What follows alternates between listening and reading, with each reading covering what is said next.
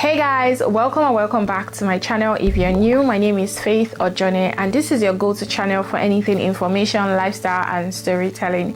In today's video, I'm going to be sharing a very heartbreaking, wild immigration story.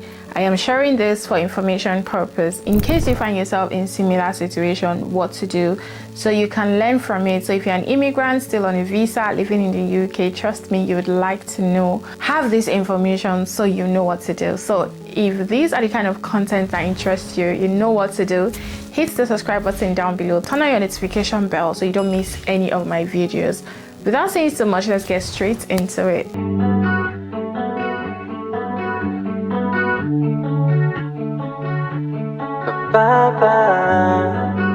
Imagine working hard, never breaking the UK laws, and taking your mom on holiday to thank her, only not to be allowed into the UK. Yeah, so this is a shocking true story of how a simple mistake by the UK Home Office almost destroyed a young man's life. So let's call him AH. So AH moved to the UK as a child. He went to school here, he graduated from university, he got a job, and he was a law-abiding, hard-working young man, okay, who called the UK his home. When he received his first salary, he decided to do something special for his mother by taking her on a family holiday trip abroad outside the UK.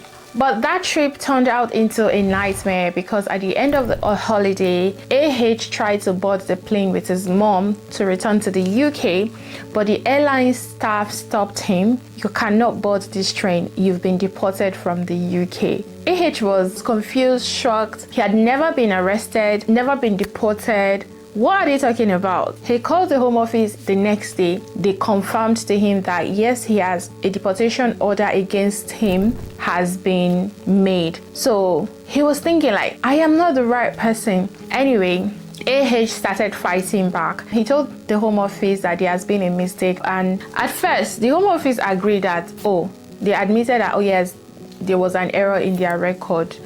So AH thought that, okay, the nightmare is over, everything will end soon. But instead, it got worse. The Home Office doubled down and sent another deportation order to him. After admitting that there was an error, they insisted that AH had been deported and had somehow snuck back into the UK illegally before taking his mom on holiday. I mean, for a while he was like, what are they saying? What are they accusing him of? Like, how can he be deported secretly and re-entering the country just to use his passport to take his mom on holiday? Like, he was confused. He doesn't know what was going on. But they refused to let him into the UK, so he's stuck in that other country he went on holiday. So he decided to get an immigration lawyer. He had proof of his life in the UK. He has a school record, pay slip, family photo, his travel history, but the Home Office still refused to let him into the UK. So AH legal team took the case to a higher court and they argued that it was a case of mistaken identity. AH was not the person the Home Office thought he was, and Home Office didn't even do proper checks before making such serious decision, and that the Home Office broke data protection law by using wrong information. The fourth one is that the lawyer said they violated his human rights by keeping him away from his family and his home, which is now the UK. So after this case was filed, the court gave urgent instructions to the Home Office to respond fast, and finally, after months of chaos, tears and confusion, the Home Office admitted their mistake. There was no deportation order. AH has done nothing wrong. Within days, AH was back in the UK. He was welcomed at the airport by his family. I mean, he was now back to the UK home. But the story did not end there. And I mean, AH is now suing Home Office for damages under the Human Rights Act, data protection breach, and the mental and emotional toll on being wrongly expelled from the UK. So currently, the case is now in the King's Bench Division and his legal team from Garden Court Chambers and other solicitors are standing strong by his side to fight this case. So AH wants to get the Home Office to pay for everything.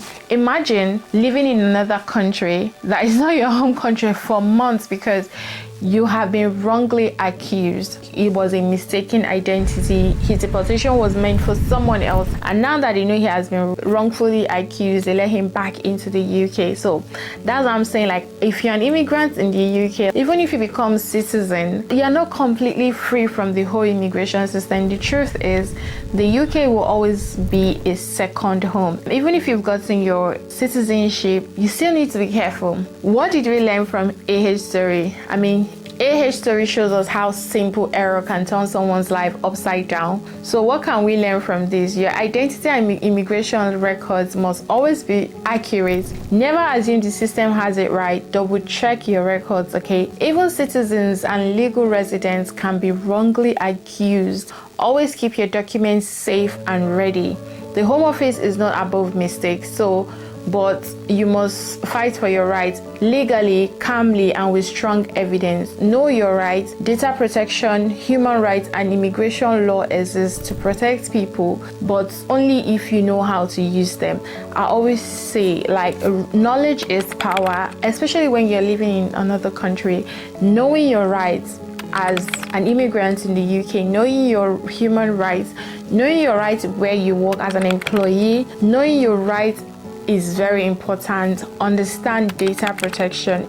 Some of you own a business in the UK, you've not done your research on data protection. You're just taking customers' information, nothing. Okay, you remember when you open a website and you're saying accept cookies, accept cookie. It is legal, like in the UK. Like, if you own a business website, you need to put a cookie, give the people like rights to accept. If you're registering a website for your business, do not forget to put the cookies, okay? It is a legal requirement if you have a website in the business. So having all this information helps a lot and saves you so many issues later on in the future. And this is why I am always coming here to share these immigration stories.